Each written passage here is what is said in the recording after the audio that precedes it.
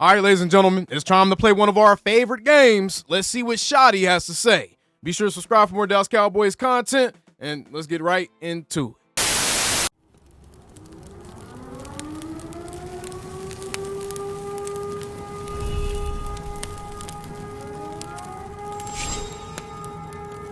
Man, shut your up. All right, so apparently Shotty's going to be discussing Jadeveon Clowney and all kinds of stuff on this one, so let's go ahead and take a listen. Yeah, now somebody feels bad, man. No, you don't? You don't feel bad? Okay. And I knew about it too. Oh, okay. There you go. I knew about it. That makes it worse. No, he's friends a long time. He'll be all right. Okay, good. You okay? See? He looks okay. Yeah, he looks okay. Yeah. Sorry, I talked to that coach. Yeah, wait your turn. Yeah, wait your turn. There, sir. Sorry. Calvin Watkins, Dallas Morning News. Looks like you're bringing in Mr. Clowney in for a visit. Your thought process about why you bring him in? Well, I go back to Seattle days. I was with him there. Guy's, really good football player. He's missed playing the game a little bit, and the film obviously looks good. And we're always in the business of seeing what's out there and keeping an eye on all good football players. But I would say the personal relationship I have with him, the problems I know he can create both in the run and the pass, is the main reason he's here. How much did that Eagles game prompt this? Did that tell you anything, or was this something that you were Yeah! thinking about Talk This is something that, again, we've just been monitoring. We'll do it in every position. Again, I feel great about our defensive line depth. Yep. But, anytime you have a chance to potentially add good football players, why wouldn't you kick the tires? Exactly. That's easy. Clarence Hill, DLLS Love that Cowboys. answer. On that, what can a veteran like that bring to that young? Clearly, you like a young group pass rusher, but what can he bring? Certainly, he's strong against the run and shows as experienced pass rusher. Yeah, again, I think there's value in being a vet. There's value in the experience that they have and some of the technique stuff that they've learned over the years. And it's funny talking to Jadeveon. I was asking, I was like, okay, what's your go-to move? Because and so he was sharing some of his secrets. And just to hear these guys that are vets talk about in detail, like the different moves and the swim and the long arm and stuff like that, it's fascinating. And here's a guy when he first came into the league that he just went out and played. And now, as you get a little older, and it's like me getting out of bed in the morning a little bit, you have to think a little bit more about what you want to do and how you want to do it. But in terms of young players, if we do it, this would not stop progress. You need to play all these guys, and you can add veterans and not stop progress of young guys. It's all about the rep count. Love that. Keep us strong. Yeah, you believe in those guys. What's wrong with that? For those of y'all that were concerned about him coming in and taking reps away from young dudes, love that answer. Adding to that spot? Yeah, I do. I think anytime you can add your roster in any position, it's a good thing, because this is a very physical game. We all know that, and your roster can look very different from 1 week, from one practice, from 3 games to the next, and so you got to be mindful of that. And but the biggest thing for me is always going to be the fit. So the fit with us and the fit with Flus and the defense and White Cotton and those guys. But yeah, we're just doing our homework. Brian Todd, for the ESPN. Does this game this week take on added importance because it's your second division game? It's not just your first home game. Like, you don't want to get too much in a hole at all in the division. No, we don't think that way, Todd. I think it's important because it's the next game. It's another championship opportunity. Again, like I said, we feel like we played well enough in spots to beat Philadelphia, but we didn't. So you don't look back, you look forward. But we don't look at, okay, this is a must-win. It's got to be that. We just go play the game. And I really do believe that if you start thinking the other way, I think it kind of distracts you from the main thing, which is if you go and play well, you have the best chance of winning. Yeah. You've been around when this team won pretty much every game at AT&T, and then last year it was a struggle at home. How important is it to get a home field advantage? I'm a big believer in home field advantage. I think the fans make a huge difference here. So hopefully, we're playing well and they're into it. I think they will be. I think they're excited about what they see from this group of young men, and I expect it to be packed. John Machado with The Athletic. Any update on Malik Hooker? He was in on a practice on Monday. Yeah, again, we'll see how he looks today. Just again, getting some stuff done on his foot, but should be okay. But we'll see how he does today. And then you had a long day to wait before the season opener. How different will this game be, and what do you think that your pre-game ritual or process will be like in terms of getting to the stadium and things like that? Yeah, I'm not an early at the stadium guy. I'm not a guy who wants to get there 5 hours before the game. I don't really like sitting around. I would say most of the time, when you play noon games, which we don't play very many of them, most of your prep work is done the night before. Like when you lay your head down Saturday night, you should feel really good. Hey, this is the openers. This is what we're doing. I love the way Shotty talking, whereas bro. against Philadelphia or the primetime games, even the 325 games, you just have a little bit more time to kind of get some rest, get up in the morning, kind of look over the call sheet one more time. But I enjoy noon games. We'll play them anytime, anywhere, but it is a little bit different how you approach them. Nick Harris, Forward Star Telegram. Going back to Clowney, your time with him in Seattle, is there anything that jumps to mind from that year y'all had together? No, just how disruptive he can be. He's really good against both the run and the pass, and violent. Player plays the game the right way. love his length, and but it was really good just to catch up. I mean, he's a dad now. He got a couple kids, and he's actually been coaching his son's football team. So I think that's cool to see these guys as they grow up. They start having families. And I know in normal years it takes about 4 or 5 weeks to kind of throw an entire offensive system out on film. Is that different with it being a first-year system under new play calling, and how much do you feel like you still have in the bag coming out of week 1? Quite a bit. I mean, we want to be multiple, Nick. You know that, and we do a good job of self-scouting ourselves. I would agree with that. I don't know whether the number's 4 games, 5 games, whatever it is, but we've got a philosophy of what we want to do. That doesn't change. We certainly have plays each week that we look at, we see that we like, that match up against a very, very good defense this week with the Giants. Big fan of Shane Bowen and his style, coming from Romeo Crennel and Mike Vrabel and those guys. I think he does a really good job. It's a well-coached football team we're getting ready to play, but you're always looking to tweak things. Don't overlook an opponent. Hopefully week 10, week 15, and beyond, we're still keeping people off balance. Nicole? Nicole Hutchinson, Dallas Cowboys TV. What's the next step for your run game from what you saw in week 1, and what are you looking to build up upon? I wish we would have got a few more explosives.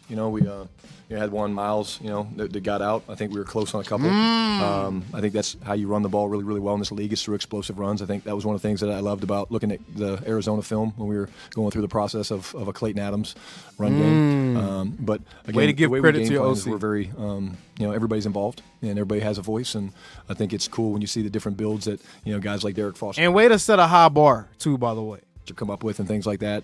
L-Dub does a great job in the run game as well. But I would say pop a few more explosives, just because it helps you score points and it flips the field, and explosive plays matter in this league.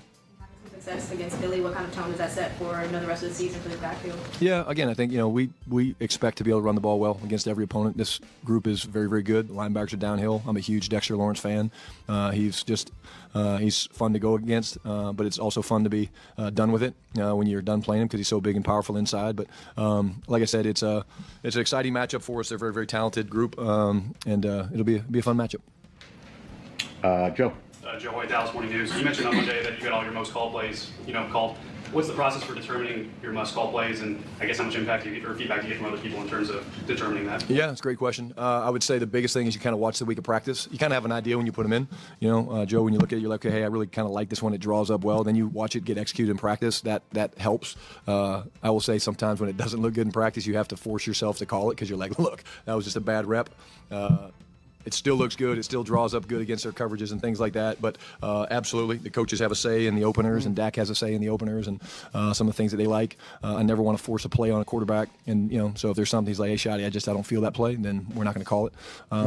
But I will say that the biggest thing that you do is, as you go through the week, I'll kind of make little tick marks on my script. Just like, okay, just keep your eye on that one, because I like that one. I like the way it looked, and I like the way it came from the meeting room and kind of the lab, if you will, to the practice field. Okay. Head coach, but also first game for Clayton Adams as an OC. How did you kind of see him kind of take on that role? How much did you rely on him in certain situations? How did that go? Yeah, again, Clayton's an awesome coach, and again, I thought he did a great job. It's fun for me because early on I would have to probably hey, think about this, think about that, do this, do that, because it's new for him. But now I come to him and I'm like, hey man, what do you think? He's like, yeah, I got it. I'm kind of like, okay, cool. So you see him developing, but terrific coach, man, bright future, and just blessed to have him here on the staff. Mm-hmm. Garrett Podell, CBS Sports. Brian, I know you've been here since 2022, but Dak's won his last 13 starts when he started for the Cowboys against the Giants. Why do you think this has been such a good matchup for him? I don't know. I mean, I think, Garrett, when you talk about it, each game is different, man. Each season's different. This is 2025. Dak plays good against a lot of people. And I don't think this is something just specific to the Giants. Ultimately, at the end of the day, we're judged with wins and losses, and he's won a lot more than he's lost against them. But, this matchup's different. This matchup's new. They have new faces. We have new faces. He's got a new play caller. He's got a new head coach. So there's things that are different. And but he will always go into every game against every opponent confident, and that's his job as the quarterback, and that's our job as coaches to throw the type of practices where you can come out of practice and you feel confident. But to put my finger and say, hey, here's why, I think that's hard. Babe. Dave Laufenberg, 105.3 The Fan, Cowboys Radio.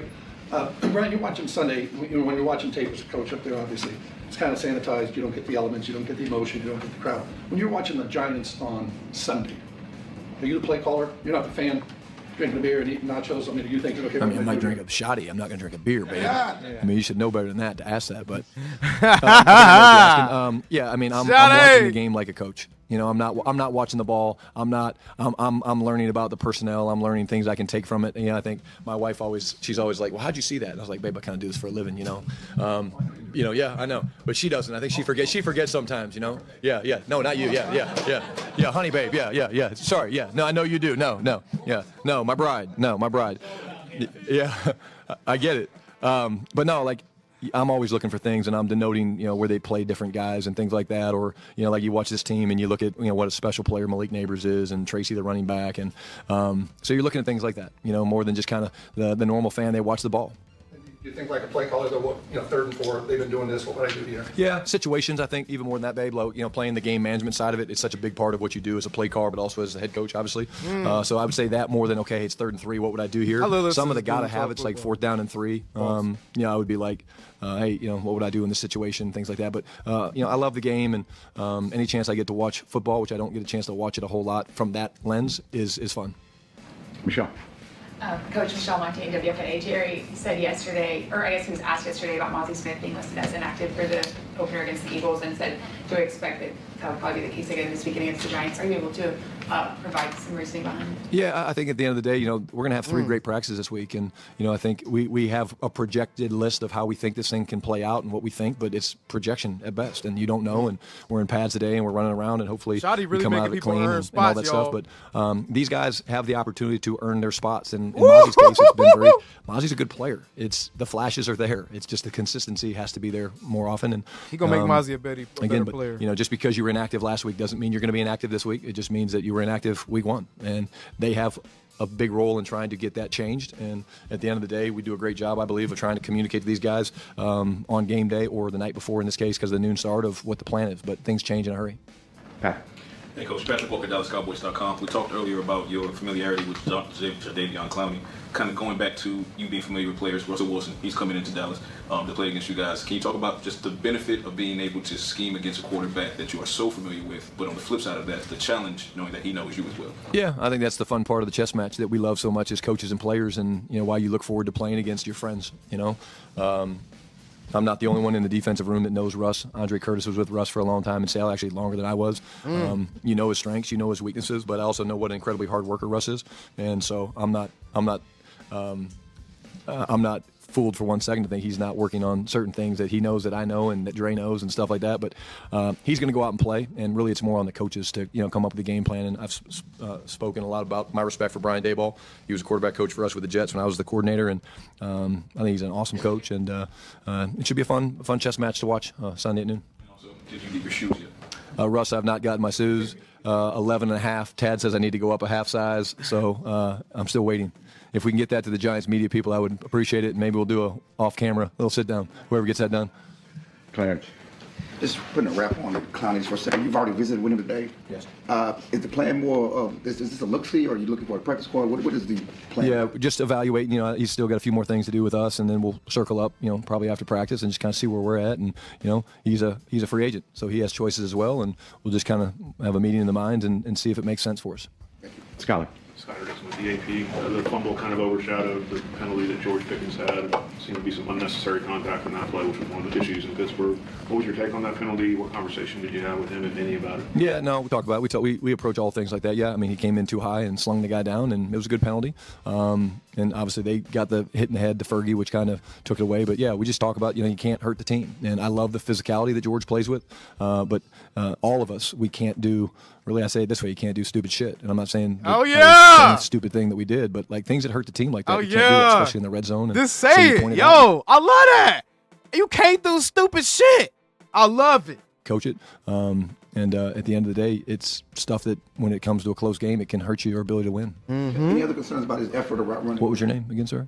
Go ahead. What was the question? I'm joking. Yeah, what was the question? Todd, we'll get to you. Yeah. Well, Clarence.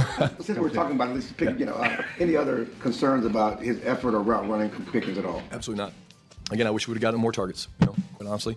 Thought they did a good job taking away. But listen, I'm the biggest George Pickens fan. Yes, a stupid narrative. As a teammate, the way he plays the game, he plays the game the way we want everyone to play. On the edge, but don't go over the edge. That one example was him probably. If you could tone that one down a little bit, or at least strike the guy lower, it doesn't get called. Todd? I like that. Redirect the why in this, bro. Schotty is that guy. Oh, man. It's loose. I think going against him, playing against him, he's always been a pain in the ass, Todd. You know, he's hard to get big plays on. I love the style of defense. It's sometimes when you play a defense, you look at it and you're like, okay, this, I really like this scheme or this coverage structure, or the way they rush the passer, or some of their blitz packages. I love the style that Matt's defenses have always played with, whether it was Chicago, Indianapolis, here under Rod Marinelli. The style, man, the way they run to the ball, the effort that they play with, it's right up my alley. You know, attacking play style, and again, I think that he. People think he's a simple coordinator, but he's not. And what I love about him is the adjustments from an experienced guy. Like you look at what we were able to do against Philadelphia in the second half. The adjustments that we made, I thought, were terrific, and that's a testament not just to Falus, but really the entire defensive staff. Did you have to have a conversation with him, like, hey, what happened in Chicago? Like, when it ended? I mean, you obviously were let go in Seattle, too, so you kind of maybe can commiserate a little bit. No, not really. I mean, you know, yeah, of course, we've sat around, you know, having beers and stuff, traveling for some of the pro days and stuff. We've talked a little bit about that, but it's kind of the nature of our business. And, hey, look, Matt Eberflus is a hell of a football coach. He'll be a head coach again in this league, in my opinion. And again, I'm so thankful to have him and really this entire staff. The entire staff's been great. When you were searching out an offensive coordinator, did you want to find one that had these specialty knacks in the run game, or did it just kind of fall that Clayton Adams was that guy and what he brought from Arizona? No, I mean, I wanted a guy that was elite with teaching. I wanted a guy that was an elite human being, so Clayton checks both those. But certainly I was looking for a guy with an offensive line background. You know, I think that's an area that you can never have enough good offensive line coaches, and his ability to not just do the running game, but the protection piece. And he's just an elite coach. But more than that, he's an elite man. I know you guys haven't spent as much time with him as say I have, but he maybe is the funniest person I've truly ever been around. His humor and his wit is incredible, and I just think he's got extremely bright future, and I love to watch him grow. Yeah. When you were talking to Flus, did you ever think, do you need a break from it? Because, you know, you got let go. And then did you think taking a year off, or when you had the discussion with him, you felt like Yeah, when I talked to him, I mean, this is literally what happens. You know, we're just creatures of habit, man. Like, you know, if something doesn't go your way, whether it's me in Seattle, him in Chicago, whatever it is, man, like you think, yeah, you know, maybe I'll take a little time. You know, now I will say he loves to play golf, but the minute I talked to him on the phone, the first 5 minutes, I was like, yeah, this dude's all in. You know, and that's what you want. You want someone that's hungry, and no one is more motivated to continue to be an elite coach than Matt Eberflus, and I think he's going to do that for us in this defense moving forward. Real quick, on Diggs, is the plan still the same for him? Because he came in a lot on the nickel. I don't know if the goal is to eventually get him with the base defense. Yeah, again, we're still trying to work on those numbers. Again, we'll see how he does today, but we'll always continue to up it, whether it's a full game. We'll see how that plays out. But again, I thought he did a nice job in the game for us on Thursday night. It's good. It's good. Don't rush him. Don't rush him either. Let him come back slowly so he doesn't injure himself. Work himself back into football shape. Work himself back into playing shape. Man, that was some good stuff by Brian Schottenheimer right there. I got to go catch a plane flight. I will see you guys on the next one, man. How about them Cowboys? Brian Schottenheimer is that dude, bro. I love it. Calling me, texting me, paging me, asking me, am I still the boy? Y'all usually check on me. Listen. I'm still them boys. Hey! Woo! Hey! I'm still them boys.